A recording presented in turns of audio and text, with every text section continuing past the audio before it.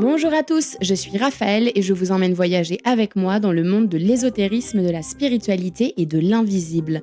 Chaque semaine, nous retrouvons nos invités qui retracent leur parcours qui les ont amenés à se connecter à l'autre monde et nous parlent de leurs facultés, de leurs expériences et découvertes dans les domaines qui les passionnent. Nous explorerons avec eux des thématiques comme la communication quantique, l'astrologie, la peinture vibratoire de l'âme ou encore la médiumnité chez les enfants. Et tout ça de manière très terre-à-terre bien sûr. Pragmatique ou non, soyez les bienvenus dans cette 3e saison du podcast Les Mondes Subtils. Et n'oubliez pas, si ce que je fais vous plaît, que vous en voulez plus et que vous souhaitez me soutenir, vous pouvez faire des dons. Le lien LOASO est dans les notes de l'épisode. Vous pouvez aussi liker, mettre des étoiles et partager autour de vous. Hello les amis, aujourd'hui j'ai la chance de recevoir la brillante Charlotte Hoffman à mon micro. On a fait cette interview en tête-à-tête il y a quelques semaines et c'était un réel plaisir de partager ce moment avec elle. Charlotte nous parle ici de sa vision de la spiritualité et de l'importance de faire le pont entre la spiritualité et la matière. Elle nous raconte également ses galères de jeunesse qui ont semé les graines pour lui permettre d'accéder à cet état de conscience qui la rend si lumineuse aujourd'hui. Je vous souhaite une belle écoute. Hello Charlotte. Coucou Raphaël. Je suis ravie de t'avoir à mon micro aujourd'hui, merci. Merci à toi pour l'invitation. Avec grand plaisir. Charlotte, j'ai une première question qui est une grande question. Mais je suis très curieuse d'avoir ta réponse. Qu'est-ce que c'est pour toi être spirituel ? Oh, ouais. Vaste question. Vaste question, mais j'aimerais avoir ton avis là-dessus. Et même en termes d'image, de comparaison, en fait, dans le quotidien d'une personne spirituelle. Pour toi, c'est quoi ? C'est une super question, vraiment. Parce que je trouve qu'on pourrait imaginer beaucoup de choses autour de la spiritualité. J'ai moi-même pendant longtemps associé le fait d'être un être spirituel avec toutes les pratiques que je pouvais faire dans ma vie quotidienne qui étaient spirituelles. Jusqu'à un jour où je me suis rendu compte que la spiritualité, c'était pas lié à des pratiques et que c'était lié plutôt à un état d'être. Et qu'en faisant son pain le matin ou en faisant quoi que ce soit qu'on fasse, d'ailleurs prendre sa douche ou se brosser les dents, on pouvait être tout autant spirituel que lorsqu'on était en train de réciter des mantras ou faire sa méditation. Donc pour moi aujourd'hui, la définition d'un être spirituel, c'est pas forcément quelque chose qui se voit, c'est quelque chose qui se vit de l'intérieur. Pour moi, la spiritualité, c'est à l'intérieur. Et c'est pas forcément visible à l'extérieur. Je dirais même plus que les personnes chez qui ça ne se voit pas de l'extérieur ont une dimension spirituelle intérieure qui parfois est beaucoup plus vaste et beaucoup plus étendue. Ce qui n'empêche pas néanmoins que ça puisse se voir également à l'extérieur. Voilà. Donc pour moi, c'est chacun le vit à sa manière dans ce qui est proposé dans sa vie en fait. Oui, je suis assez d'accord et parfois je sais pas si ça te le fait, mais parfois il y a des gens qui m'interpellent ou tu vois, où il y a un lien qui est très facile ou une communication qui est très facile et on parle et en fait ça accroche ou alors il y a quelque chose, il y a un magnétisme chez eux qui va m'attirer et en fait au bout d'un certain temps, des heures, des jours, des semaines, je me rends compte qu'en fait ils ont eu un parcours de vie et c'est même plus forcément, enfin c'est pas obligatoirement de la spiritualité, mais en fait il y a eu beaucoup de remises en question, il y a eu beaucoup de travail fait sur eux. Et j'ai l'impression qu'en fait, les gens qui sont dans cette forme de spiritualité-là, ils s'attirent en fait. Les choses se passent toutes seules. Ah mais complètement. Et ça me le fait quotidiennement. Parce que par exemple, un exemple tout bête, j'ai un chien. Donc je me promène dans la forêt avec mon chien. Et puis tout le temps, je croise des gens qui ont des chiens du coup. Donc on est dans la matrice du chien. Hein, donc la dimension du chien, la réalité du chien, mon bébé. Enfin bon bref, je passe les détails. Et il s'avère que assez souvent, je tombe sur des personnes où je sais pas pourquoi, en les voyant, je me dis mais c'est dingue ça, j'ai l'impression de les connaître. Et en parlant avec elles, je me rends compte qu'il y a une ouverture au niveau de la communication animale, au niveau de tout cet univers. Ces personnes-là vont pas le dire spontanément parce que c'est quelque chose qui vivent de l'intérieur. Mais à force de parler et d'avoir confiance et d'apprendre à se connaître, je vois cette ouverture qui se propose du coup dans l'expérience parce qu'ils sentent cette ouverture chez moi aussi. Ils sentent qu'il va pas y avoir un jugement. Et là, d'un seul coup, waouh, ça s'ouvre, c'est magnifique et ça connecte encore plus profondément. Même si au préalable, on dirait monsieur et madame tout le monde. Ouais. Ça, j'adore. Ouais, moi aussi j'adore parce qu'en plus c'est tellement subtil parce que tu peux pas mettre de mots là-dessus. En fait, il se passe quelque chose et même chez des personnes qui sont pas forcément connectées ou il y a quelque chose qui se passe quoi. Et ça, je trouve ça trop beau parce que il y a une union là-dedans, en fait, de par ce qui se passe à l'intérieur de nous. Et avec une simplicité profonde, parce que je vois toutes ces personnes que je vois, que je croise, j'habite quand même dans le sud de la France, on est dans une région où étiquetée comme un peu Beverly Hills, quoi, hein. Je veux dire, les gens, ils sont à la plage, nanana, et en fait, c'est pas du tout le cas. En apparence, oui, en réalité, non. Et en fait, j'ai appris justement en faisant la part des choses et en apprenant tout simplement à accepter les dimensions de tout le monde tels qu'ils sont en apparence. J'ai appris par l'expérience à être complètement surprise par certaines dimensions intérieures chez les êtres qui n'avaient rien à voir avec ce qu'il y avait dedans en apparence. Mmh. Et ça m'a bouleversée tellement de fois qu'aujourd'hui, à chaque fois que je rencontre quelqu'un, jamais plus je ne le juge sur son apparence ou sur ce qu'il a l'air d'eux, parce que c'est vraiment trompeur. Oui, et puis ça fait partie du déconditionnement aussi, tu Complètement. vois, de quand on était petit et tout ce Complètement. qu'on entendait, et cetera, et Complètement. c'est comme ça que tu atteins aussi un autre niveau de conscience, tu déconstruis, en fait, tout ça, et l'habit ne fait pas le moine, quoi, Non, complètement. Ça, c'est clair. Et est-ce que tu as toujours été spirituelle non, ou... non. Non, non, pas du tout. En fait, je suis née dans une famille où la spiritualité n'avait pas sa place. Tout comme la religion n'avait pas sa place non plus, parce qu'il y a des fois, la religion peut amener à cet état d'esprit spirituel. Mais c'était plutôt athée comme ambiance. Par exemple, j'ai pas été baptisée quand j'étais enfant, parce que mon père voulait pas que je me fasse baptiser contre mon gré. Donc, il voulait que j'attende d'être adolescente ou d'être adulte pour décider par moi-même si oui ou non je voulais me baptiser. Donc, c'est rigolo quand on le voit aujourd'hui. Donc, il y avait ni dimension religieuse, ni dimension spirituelle. C'était purement, la vie, c'est travailler pour gagner de l'argent et puis une fois que tu as gagné de l'argent, tu as réussi ta vie et puis, du coup, tu as une belle vie avec une belle maison. J'ai vraiment grandi dans cet univers-là. Voilà. Moi aussi, Non. comme Voilà. beaucoup de gens. Qui est très bien d'ailleurs et qui est Oui. très structurant et qui m'a permis, et je le dis quand même parce qu'on pourrait dire: «Oh putain, ça craint du de fou», mais en fait pas du tout. C'est ce qui m'a permis d'avoir un ancrage solide dans la matière et ce qui m'a permis derrière d'amener la spiritualité dans la matière, ce que j'appelle spiritualiser la matière. Sinon franchement, je me serais retrouvée, au 7e ciel, hein, moi, à planer à 10 kilomètres au-dessus de mon corps. Donc cette période de ma vie, jusqu'à mes 18, même 22 ans, qui a été purement matière, m'a fourni une base solide et aussi une certaine capacité à comprendre comment la matière fonctionne. Donc j'ai plongé vraiment dans ce qu'on appelle la matrice et c'est ce qui m'a énormément aidée, ce qui a été mais essentiel pour ce que je fais aujourd'hui. Si j'avais pas eu cette époque-là de ma vie, je ne pourrais pas faire ce que je fais aujourd'hui. Donc je le vois vraiment avec beaucoup de justesse, hein. Ouais, parce qu'il y a un plan divin de chapitre numéro 1, la matière. Et là, t'es là avec les Barbies et les trucs, genre, pourquoi les gens sont méchants dans la cour de récré? C'est quoi l'humain? J'adore. Excellent. Et du coup, comment c'est arrivé dans ta vie? Ça a été quoi ton point de bascule, ton Bah, premier point de bascule? il y en a eu plusieurs. Le premier que j'ai ignoré, parce que je voulais pas en entendre parler, c'est quand j'ai été malade. J'ai eu en fait une hyperthyroïdie et j'étais jeune, hein, j'avais 17 ans, donc en pleine crise d'ado. Hyperthyroïdie, il faut imaginer que j'ai pris 30 kilos. C'est quoi une hyperthyroïdie, C'est un pardon? dérèglement de la glande thyroïdienne, Mmh. donc dans la gorge, et cette glande, elle régule tout notre métabolisme en fait, et nos humeurs aussi au demeurant. Mmh.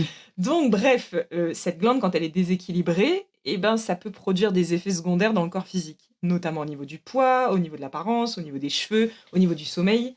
Donc moi, par exemple, je dormais 17 heures par jour. J'exagère, j'avais pas pris 30 kilos, mais j'avais bien pris 20 kilos. Et j'avais perdu mes cheveux. Et j'étais super mal dans ma peau. Mais Enfin, tout que ça à des... 17 ans, quoi. Ouais, ouais. Oh, l'enfer, putain, au moment en plus où t'es dans cette crise Oui, oui. identitaire. Ah, puis je me rappelle des vacances, fallait se mettre en maillot de bain. Mais j'étais hyper complexée. Enfin, j'étais tombée dans un truc, mais horrible. Et je n'avais aucune porte de sortie. Parce que j'étais allée voir des médecins, parce que vu qu'on était dans la matrice purement et simple de la matière pure et dure, on va voir un médecin. Sauf que les médecins m'avaient dit, oui, mais vous êtes beaucoup trop jeune pour le lévothyrox, et puis c'est pas du tout stable, votre thyroïde. Donc on peut pas vous donner un traitement. Il faut attendre. Et je dis, ah, mais il faut attendre quoi? Il faut attendre que je me pende au milieu du salon, là, parce que franchement, je suis tellement dans un mal-être intérieur que je savais plus par où m'y prendre. Et c'est à ce moment-là précis qu'a débarqué mon père. Et mon père, en fait, faut savoir qu'il avait divorcé, il s'est remarié, et il s'était remarié avec une personne où dans sa famille, il y avait un magnétiseur. Voilà. Mais c'était très éloigné de ma dimension à moi. Et il est venu me voir un jour en me disant, mais tu sais, Charlotte, tu pourrais aller voir mon beau-frère qui est magnétiseur. Et je lui ai dit non, non, c'est quoi ton truc? C'est de la poudre de perlimpinpin, je ne veux pas en entendre parler. Donc faut imaginer vraiment l'état de conscience de ce moment-là. Et puis il y a eu un moment, j'étais tellement désespérée, en fait c'est comme ça que ça s'est produit, c'est que j'étais tellement désespérée que j'ai fini par lui dire: «Bon, bah, vas-y, appelle-le ton mec là, on se fait une consulte». Et il me dit: «Ah, mais de toute façon, il fait tout à distance, faut juste que tu lui envoies un mail». Alors, évidemment, la Charlotte de l'époque s'est dit: «Oui, en plus à distance, je lui envoie un mail, genre». Prends-moi pour une quiche. C'est ça. Et il s'est passé un truc qui m'a bousculée, mais pas assez fort pour que je me remette en question. C'est-à-dire, je lui ai envoyé le mail, une photo, il voulait que je lui écrive mon problème, c'est tout ce que j'ai fait et il m'a répondu: «Je m'occupe de toi». Et à l'époque, ça m'a paru complètement surnaturel. Pendant 15 jours, j'ai fait les pires cauchemars de ma vie. J'avais des nuits, je me réveillais en sueur, je voyais qu'il y avait quelque chose qui se passait qui était étrange. En 15 jours, j'ai commencé à avoir mes cheveux, ils commençaient à revenir. Le sommeil était bizarre, mais il était beaucoup plus court. Et puis, je commençais à perdre du poids. En 15 jours, je crois que j'ai perdu 10 kilos, enfin un truc de fou. Et alors que je faisais rien. Il n'y avait rien qui avait changé dans ma vie, je prenais pas un médoc. Juste, il y avait ce mec qui m'avait dit: «Je m'occupe de ton cas». Et là, il a commencé enfin, dans ma tête, il y a eu une erreur 732, quoi. Je me suis dit: «C'est quoi le truc? Je comprends pas ce qui se passe». Et puis, de fil en aiguille, un mois plus tard, j'étais redevenue normale. Donc, plus de problème de thyroïde, un équilibre alimentaire, équilibre du sommeil. Mes cheveux étaient en train de repousser. Je suis allée voir le médecin. Le médecin m'a dit: «Bah, écoutez madame, on va refaire une prise de sang, on va vérifier». Il a fait la prise de sang, il a vérifié, plus de problème. Et le magnétiseur, il t'a jamais dit... Si! Donc un mois plus tard, il m'a dit: «On se rappelle, on fait un petit point». Et donc je me rappellerai toujours, je l'appelle, mais je me souviens plus exactement ce qu'il m'a dit parce que je pense que tout ça, ça a été mis de côté parce que j'ai tellement dit non que j'ai pas voulu l'entendre. Il m'a appelé et il m'a dit: «Comment ça va?» Je dis: «Bah, ça va super bien». Et là, il m'a dit: «Bon, à compter de maintenant, il y a une question que tu vas te poser». Et à l'époque, je comprenais pas, quoi. Il me dit: «Quel est le sens que tu veux donner à ta vie?» À 17 ans. Et là, ça m'a fait un électrochoc et rien que de me poser cette question à 17 ans, ça m'a mis dans tous mes états. Parce que moi, j'étais en pleine crise existentielle, en fait, à 17 ans. Je voyais bien le modèle familial, manger, boire, dormir, travailler, gagner de l'argent, mais je voyais bien qu'au fond de moi, ça n'avait pas de sens. Mais je ne voulais pas le regarder, j'avais pas les épaules pour, j'avais pas suffisamment de courage pour regarder ça. Puis j'étais la seule bouffonne de ma famille comme ça.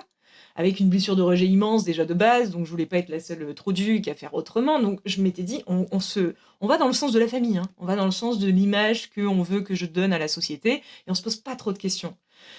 Et il m'a posé cette question, et ça a été tellement trop fort pour moi que j'ai mis de côté. Et j'ai fermé.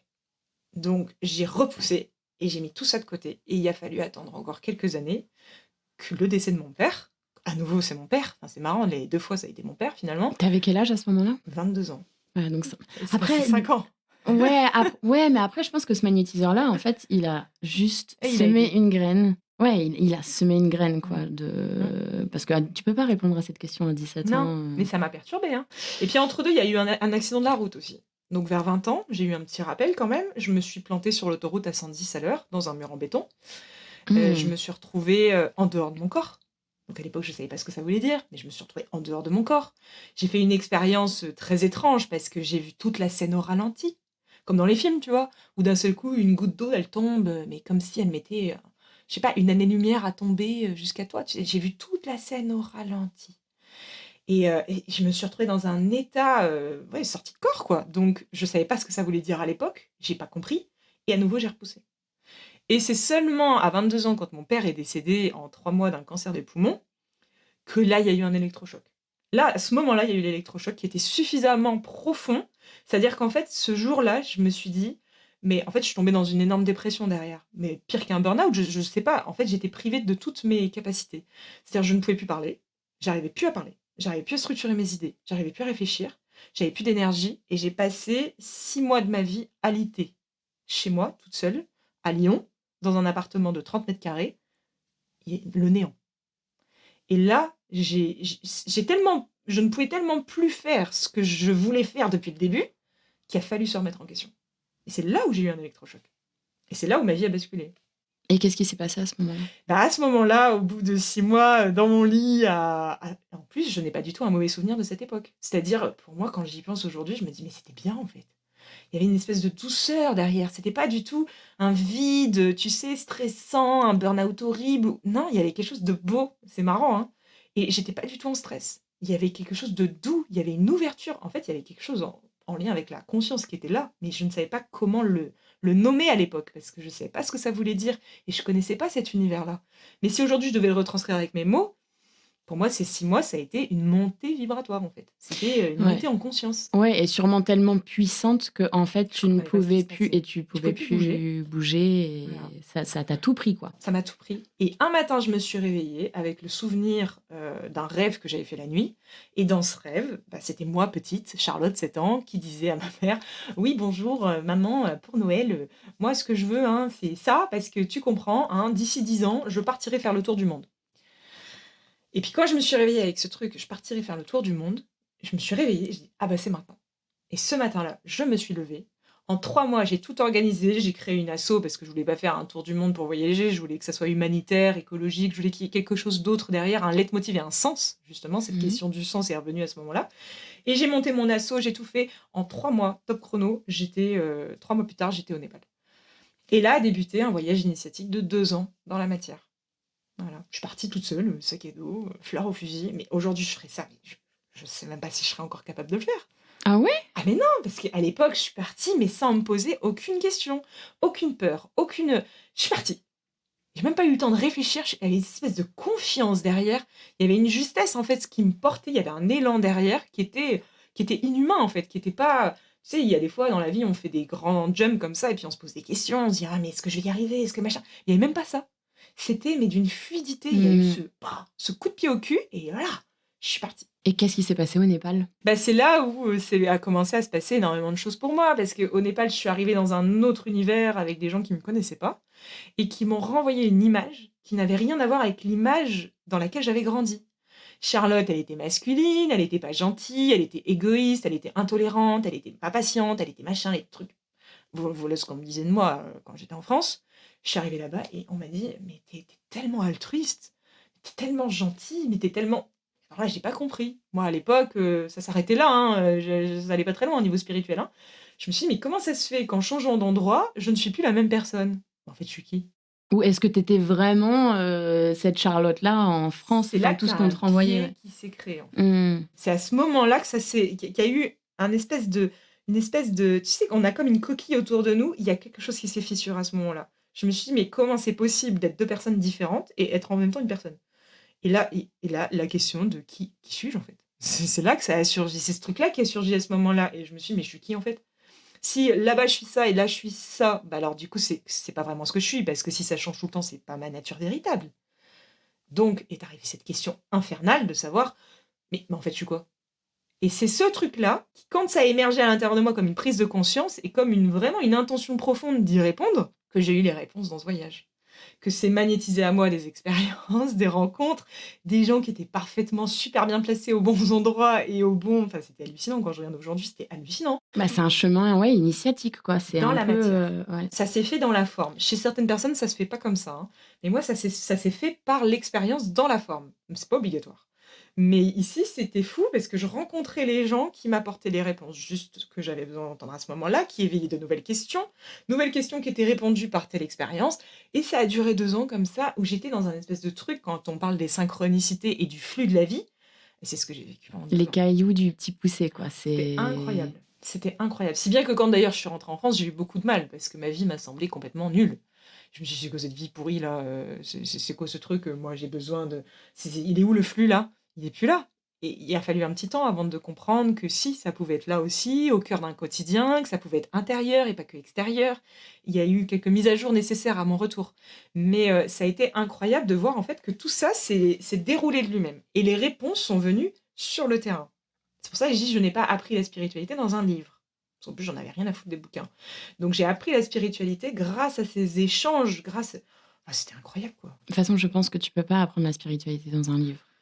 Je pense que c'est moi, je lis énormément, tu vois? Oui, Mais bien sûr, j'adore ça et tout et ça m'inspire c'est et ça me nourrissant. fait me poser des questions. Mais en fait, les expériences qu'on traverse et qui ne sont de toute façon pas là pour rien, à chaque fois, ça continue, tu vois?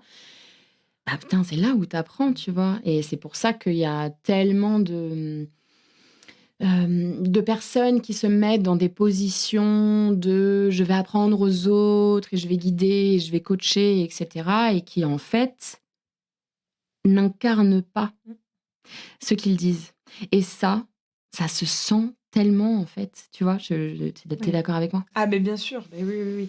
Bah oui, il y a une différence entre ce qui est mental, ce qu'on a compris, et puis ce qui est vibré, ce qu'on a vécu. Mmh. Voilà. Et ça, c'est, t'as beau dire, ça peut pas s'expliquer, ça en fait, ça peut que se vivre. Ouais, c'est ça, exactement, ça ne peut que se vivre. Moi, je me rappelle quand j'ai créé mon activité après tout ça, j'ai pas compris en fait. Je me suis dit, mais pourquoi les gens viennent à moi? Parce que j'avais encore beaucoup d'identification au personnage de Charlotte. Pourquoi Charlotte est différente des autres? Pourquoi Charlotte est différente de ce coach? Pourquoi Charlotte est différente de cette personne qui organise tel truc qui ressemble à ce que Charlotte fait? Et j'avais pas cerné au début, quand j'ai commencé il y a 5 ans en arrière, ce que je fais aujourd'hui, j'avais pas cerné cette nuance. Et je réalisais pas qu'en fait, ce qui attire, c'est cette vibration, en fait. On réalise pas toujours qu'on incarne les choses. C'est difficile pour soi-même, pour les autres, ça se voit comme l'année au milieu d'une figure, évidemment. Mais pour soi, c'est pas toujours évident. Et ça, c'est quelque chose qui, s'est fait de lui-même parce qu'il y a eu ce saut dans le vide. Moi, c'est ce que je dis toujours. Si vous voulez incarner ce que vous prêchez, il faut commencer par sauter dans le vide. Moi, quand je suis partie à l'autre bout du monde toute seule comme une glandue avec mon sac à dos à 22 ans, ben, j'ai sauté dans le vide, en fait. Parce que je savais pas ce que j'allais y trouver, j'avais pas de programme, je savais pas, je savais juste que j'atterrissais, j'avais une nuit dans un hôtel et c'était fini. Après ça, j'avais plus rien. Et ce saut dans le vide, voilà, et ben, m'a permis de laisser venir des expériences qui m'ont permis derrière d'intégrer et donc d'incarner cette soi-disant spiritualité ou cet état d'être en fait qui est juste naturel. Mais je Oui. pense que ouais, ça résonne énormément ce que tu dis par rapport au se jeter dans le vide, quoi. Le free falling, c'est la carte Mm. du fou dans le tarot, c'est C'est la carte ça, 0 de, c'est en ça. fait, Ouais. tu te lâches et c'est là où, tu vois, la vie, tu tombes de la falaise et la vie, elle te rattrape en mode allez, c'est parti, genre, et en fait, elle te fait vivre des choses, mais tellement incroyables. Mais en plus, enfin, pour les personnes qui nous écouteront dans ce podcast, sauter dans le vide, ça n'a pas besoin d'être ce que j'ai fait et ce que Charlotte Hoffman a fait en fait. Non, ça peut être tout, c'est dire oui. Aussi simple que, je sais pas, par exemple, toi, ta difficulté, je parlais encore avec une amie, sa difficulté à elle, c'est de s'inscrire à une activité sportive et se retrouver dans un groupe qu'elle connaît pas, qu'elle appréhende pas, et ça lui fait monter un stress. Elle, pour elle, juste prendre le téléphone, réserver un cours d'essai et y aller, c'est déjà sauter dans le vide. Et ben c'est ça, en fait, sauter dans le vide. On peut tous les jours se dépasser un petit peu certaines de nos limites. Et ce qui est beau dans le fait de sauter dans le vide, c'est vraiment une métaphore. C'est je saute, je me laisse tomber, il y a cette chute libre là comme ça, il y a cet instant où je vais chuter dans vraiment et je vais me dire: «Est-ce que quelque chose va me rattraper?»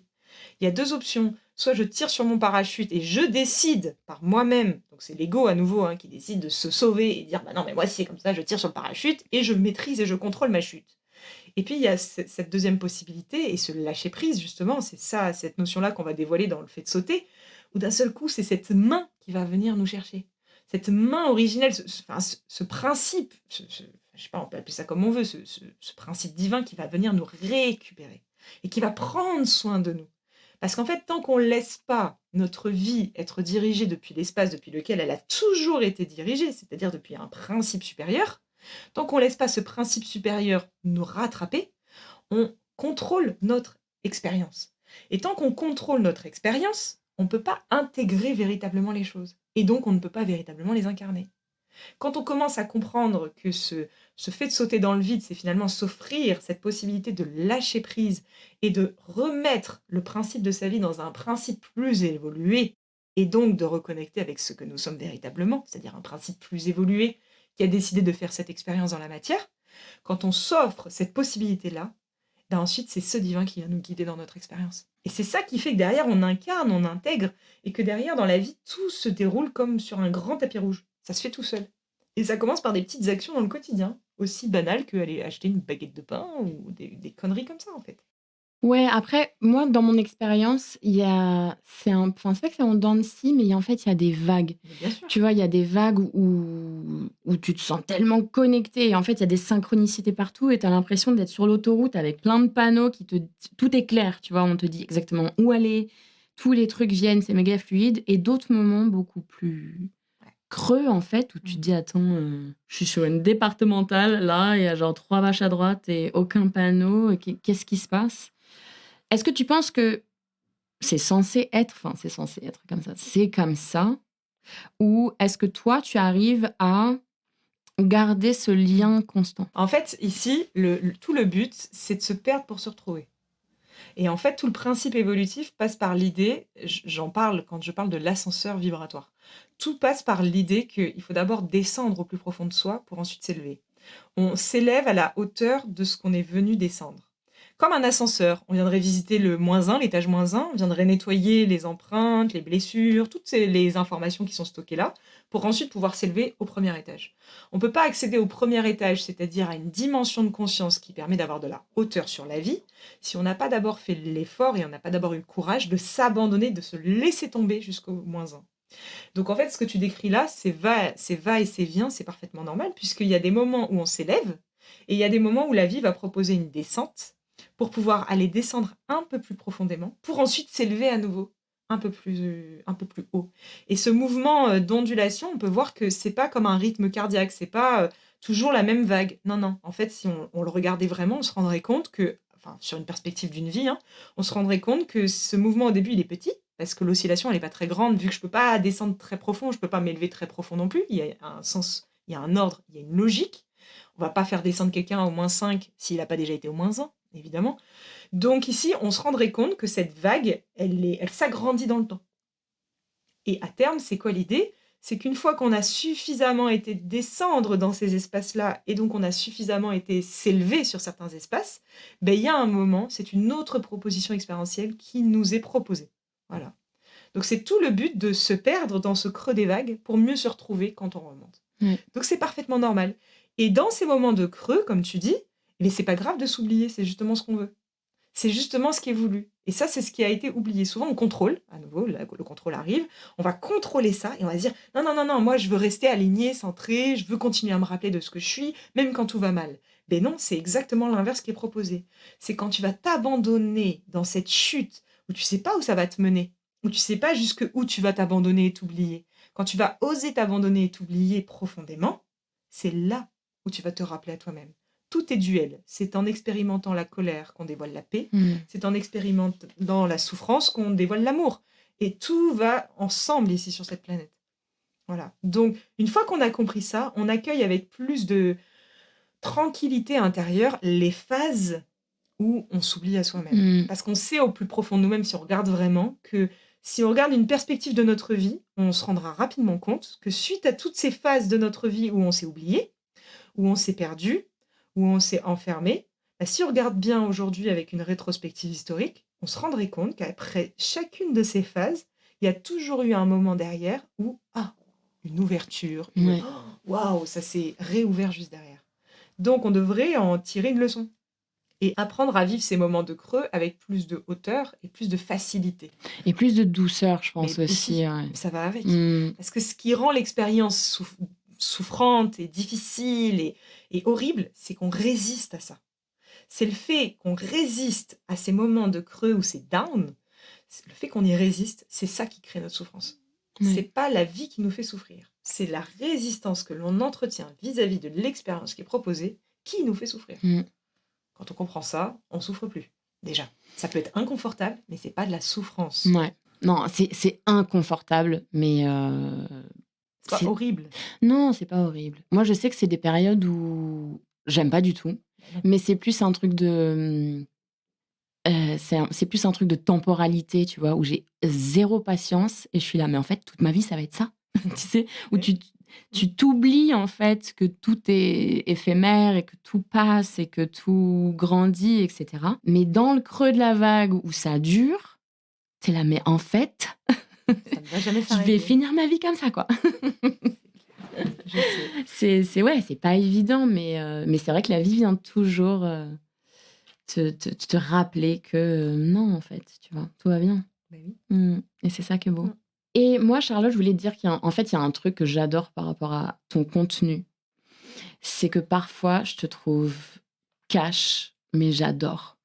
Dans le sens où il y a tellement de spiritualité, rose bonbon et édulcoré et pilou-pilou et tout ce que tu veux.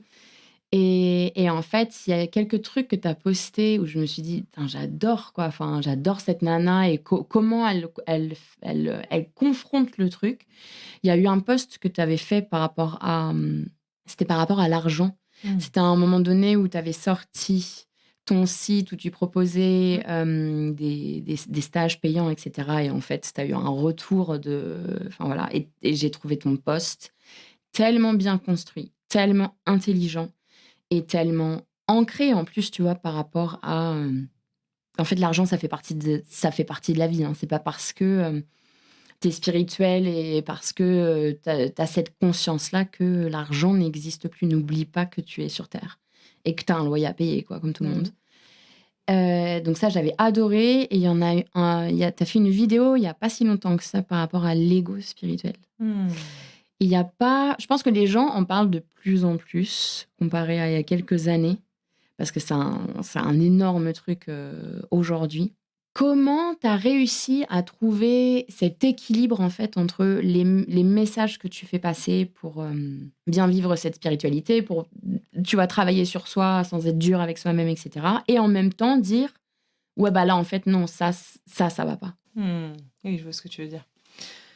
Bah, en fait, c'est toujours sur des grandes notions comme tu as évoqué, que ça soit l'ego spirituel ou l'argent. C'est des larges notions, on pourrait en parler pendant des heures. Ouais.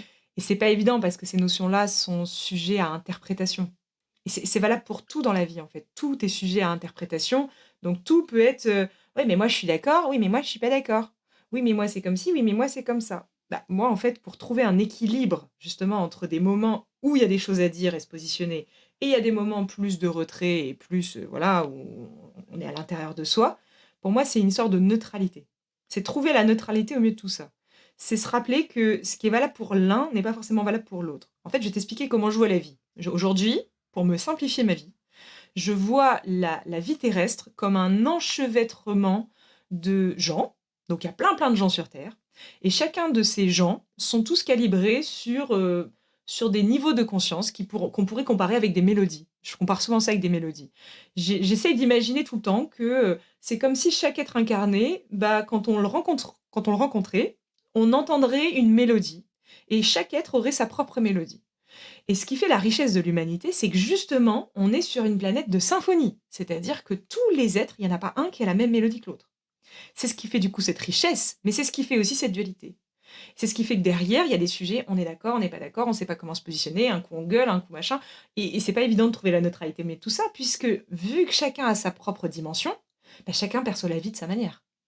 Donc, par rapport à tous ces sujets-là, et pour me trouver un équilibre au milieu de tout ça, moi je suis partie du principe qu'il n'y avait pas de vrai, qu'il n'y avait pas de faux.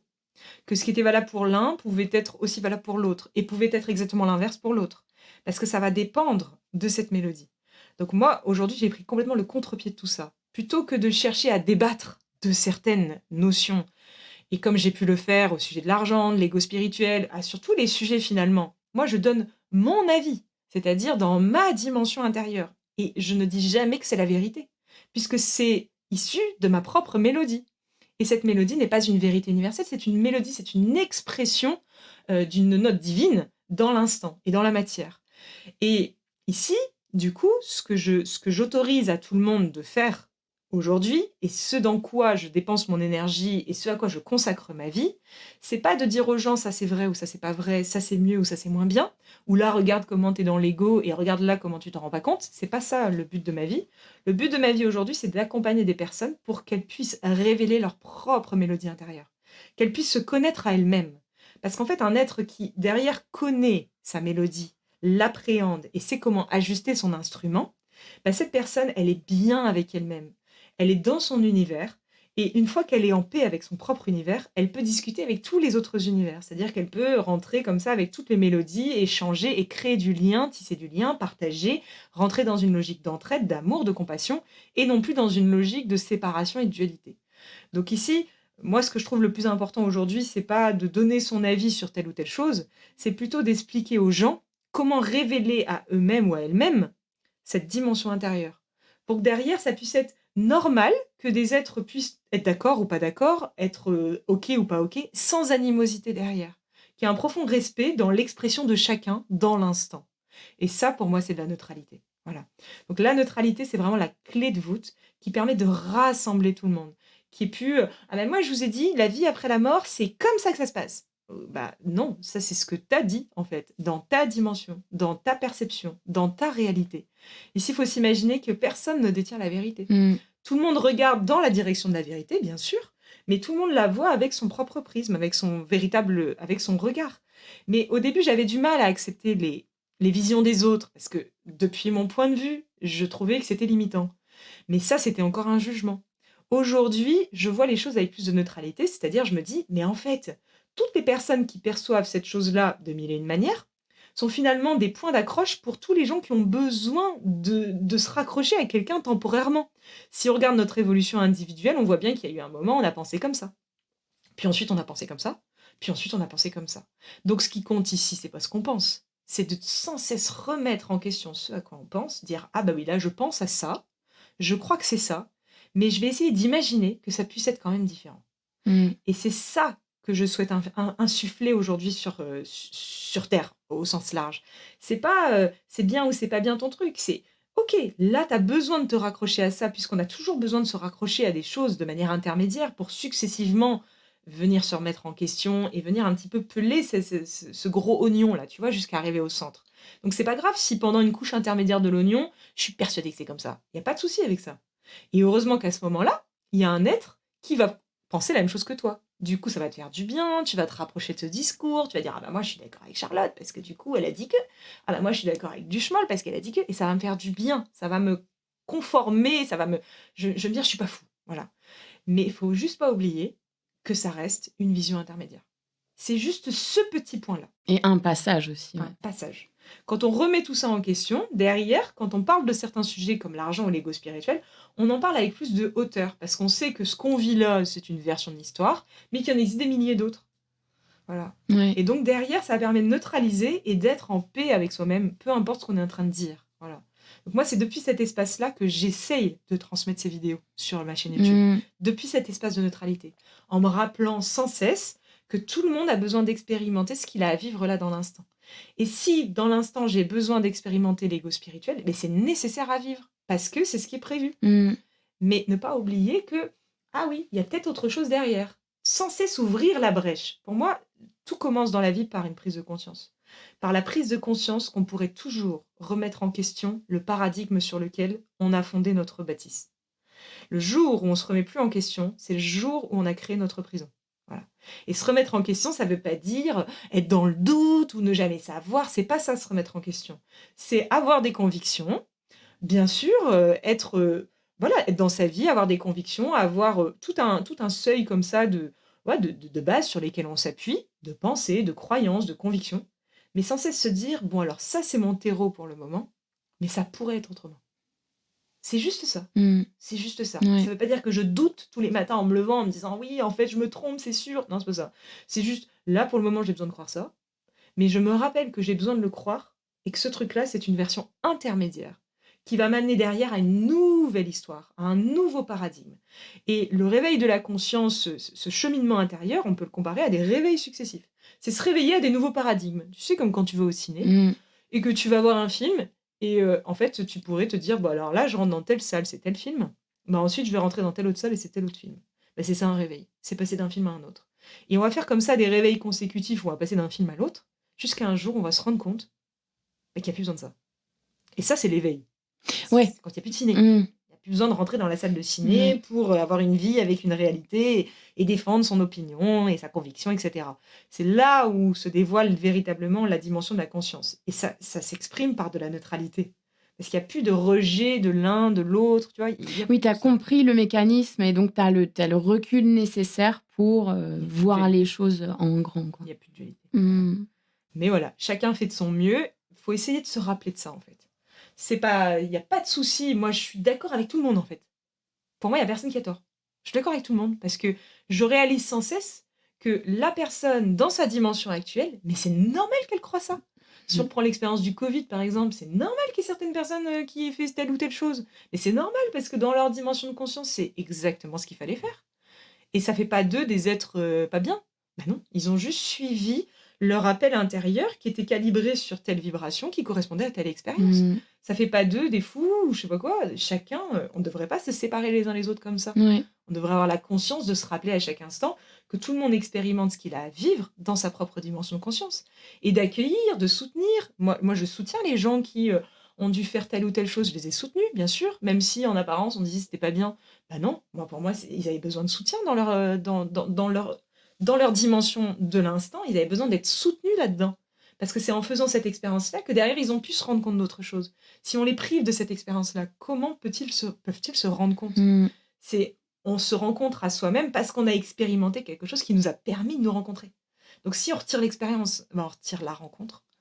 Et donc, Bon, ça se passe rien. il se passe plus On rien, stoppe quoi. l'évolution. Voilà. Mmh. Et c'est ce que je vois beaucoup, en fait. C'est juste ce point-là. C'est ce que j'allais te demander, parce que donc tu fais des stages, tu fais des retraites, etc. C'est quoi... Enfin, ma question, c'est pas sur les profils qui viennent te voir, c'est Mm. plus sur... C'est quoi les grandes problématiques que tu vois de ces gens? C'est toujours les mêmes.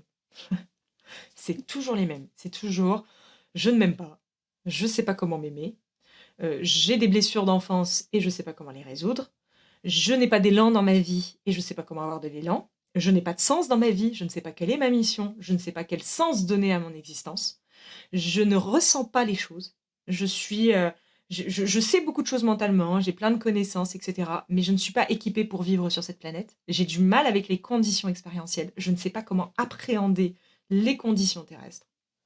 Voilà, grosso merdo, les problèmes principaux. Des bonnes Après, questions. si j'ai des douleurs, j'ai vécu un traumatisme, je ne sais Ouais. pas comment le résoudre, hein, mais grosso modo, c'est toujours la même chose. Hein. Et c'est quoi ton avis sur... Parce qu'en fait, ces gens-là, ils sont tout simplement en train de se réveiller. Bien sûr. Toi, c'est quoi ta vision de ces vagues de réveil là que les gens vivent depuis quelques années et ça s'intensifie grave en plus, je trouve. Surtout depuis le Covid, etc. Je trouve qu'il y a des vagues de plus en plus. J'ai toujours cette image, tu sais, où en fait on est tous en maillot de bain, tu vois, dans la mer, dans l'océan. Il y a genre, t'es à Biarritz, tu vois, il y a des vagues de ouf et tout.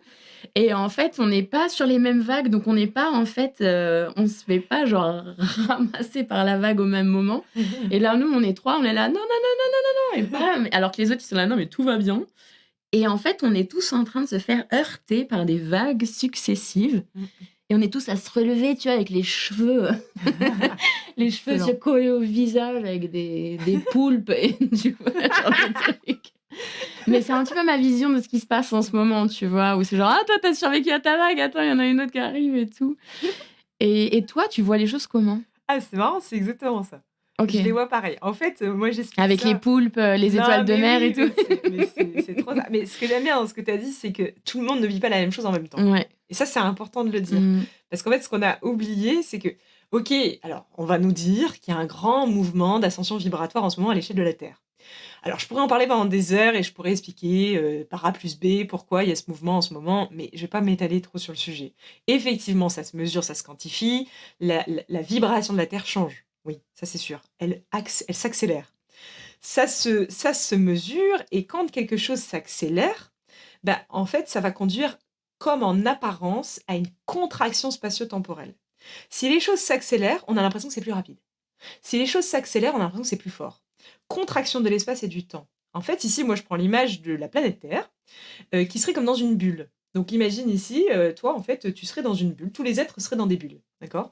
Et puis, tout ce à quoi on pense, toutes nos émotions, tout ce qu'on aimait. Donc, que ce soit une émotion, une pensée, un comportement, une action, peu importe, tout ce que l'on fait consciemment et surtout inconsciemment, émet une vibration. Cette vibration, puisqu'on est tous dans des bulles, ça va rebondir sur la paroi d'une bulle, donc de notre propre bulle, et ça va nous revenir. Et il va y avoir cette vague qui va arriver et qui va nous proposer une expérience, comme tu viens de le dire. Sauf qu'étant donné que l'énergie de la Terre monte, bah, ces bulles qui avant étaient très élargies en apparence, si bien qu'avant j'émettais un truc, peut-être dans ma vie d'après, j'en subissais les conséquences. Hein. Ce que je suis en train d'exprimer ici, c'est la loi de la cause à effet. Donc, loi de cause à effet, c'est un principe d'incarnation. Quand on arrive sur Terre, c'est régi par une loi de cause à effet, c'est comme ça, c'est un principe. Ça veut dire qu'ici, avant, il y avait beaucoup d'espace entre moi et ma bulle. C'est-à-dire que tout ce que j'émettais, ouais, tranquille, ça va. Et puis en plus, ce que j'émettais n'avait pas beaucoup d'énergie, vu que je n'étais pas soutenue par cette énergie terrestre. Aujourd'hui, ce que j'émets sans le savoir a beaucoup plus de conséquences énergétiques. Mais en plus de ça, ça va de plus en plus vite parce qu'il y a une contraction. C'est comme si cette bulle, maintenant, elle me collait à la peau. C'est pour ça qu'on se rend compte aujourd'hui qu'on vit des périodes où on se prend plein de vagues dans la tête successivement et on se dit mais comment ça se fait? Et lui, il n'en prend pas. Ben oui, parce que tout le monde n'aimait pas la même chose en même temps. Et donc ici, c'est exactement ça qui se passe en ce moment sur Terre. C'est une contraction de nos bulles, une accélération énergétique et une montée en puissance de la Terre et donc des êtres également incarnés. Ça veut dire qu'ici, on change tous de dimension de conscience, c'est-à-dire qu'on a de plus en plus d'énergie. Ça veut dire qu'avant, une pensée de jugement, par exemple, telle personne, je l'aime pas, avant, ça produisait telle conséquence, parce que ma bulle était très éloignée de moi. Alors, le temps que ça arrive jusqu'à la bulle, déjà, ça avait perdu en intensité. Le temps que ça me revienne, ça me revenait en tout petit. Imagine maintenant, ça a plus d'énergie et c'est plus proche. Ça veut dire qu'ici, ça vibre beaucoup plus haut, ça rebondit et ça revient beaucoup plus vite et beaucoup plus fort. Donc, je me prends une vague en pleine tête. Mmh. Et ça ne veut pas dire que tout le monde vit les vagues au même moment. Mmh. C'est juste ça. Une fois qu'on a compris ça, c'est simple en fait. Toi, qu'est-ce que tu utilises comme outil ou qu'est-ce qui marche le mieux en fait pour aider les gens à se révéler? Eh oui. C'est une vaste question. Pardon, j'aime les vastes questions. Vous avez 4 heures. Oui, c'est ça.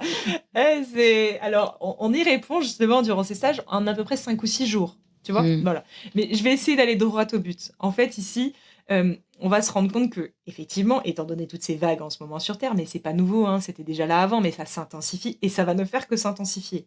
On va comprendre qu'ici, ce qu'il faut apprendre aujourd'hui, c'est à surfer. Parce que le mec qui a pas appris à surfer, ça va être compliqué pour lui sur Terre. Donc tout le monde aujourd'hui a envie d'apprendre à surfer.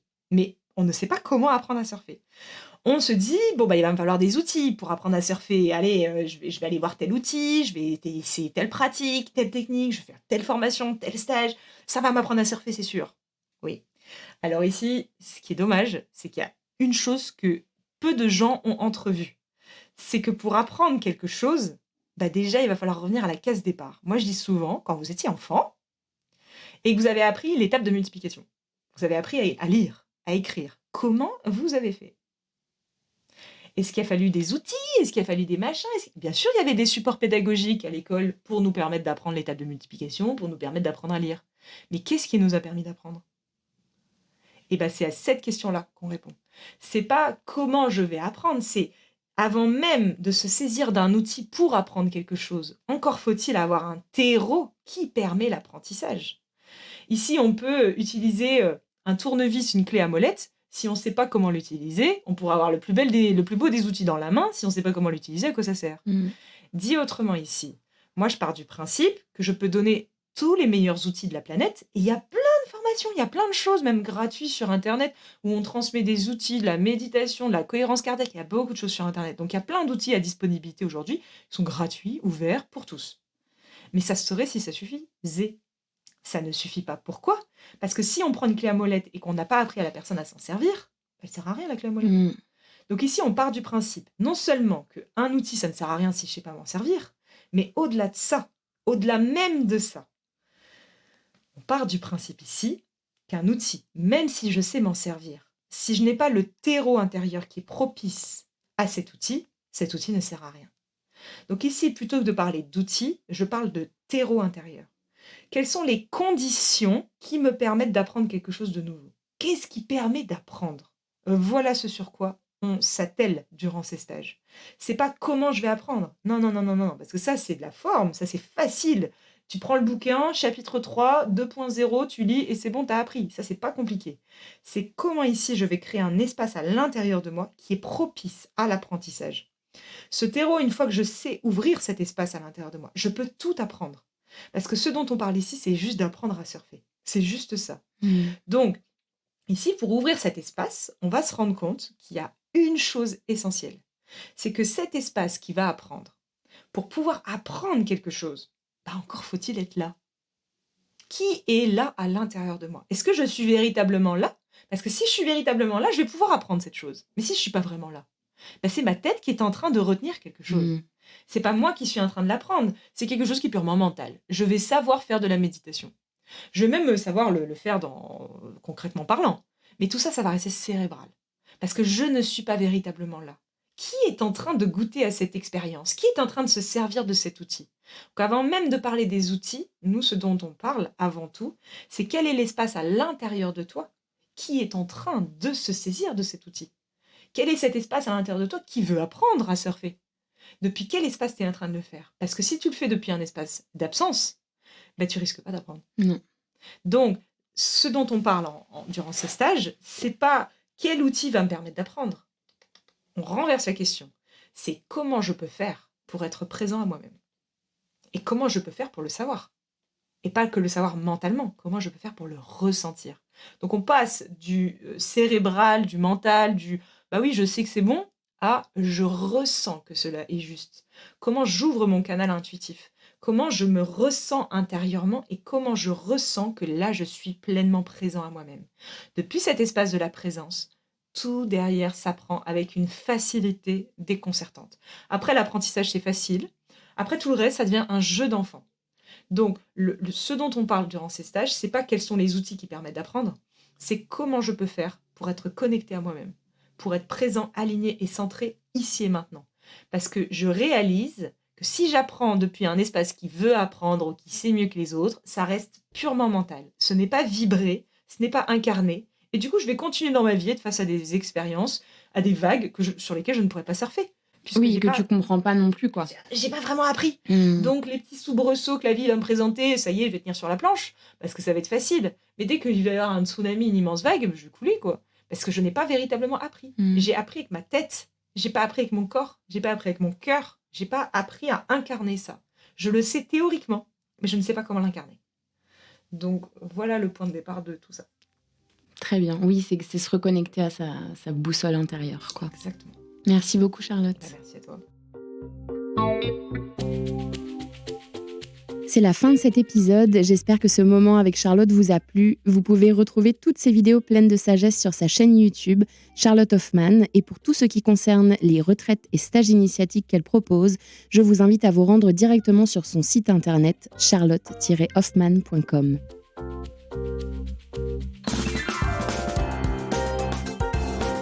Le podcast Les Mondes Subtils est disponible sur vos plateformes d'écoute préférées, Apple Podcast, Amazon Music, Spotify et YouTube. N'hésitez pas à le partager autour de vous et à mettre des étoiles.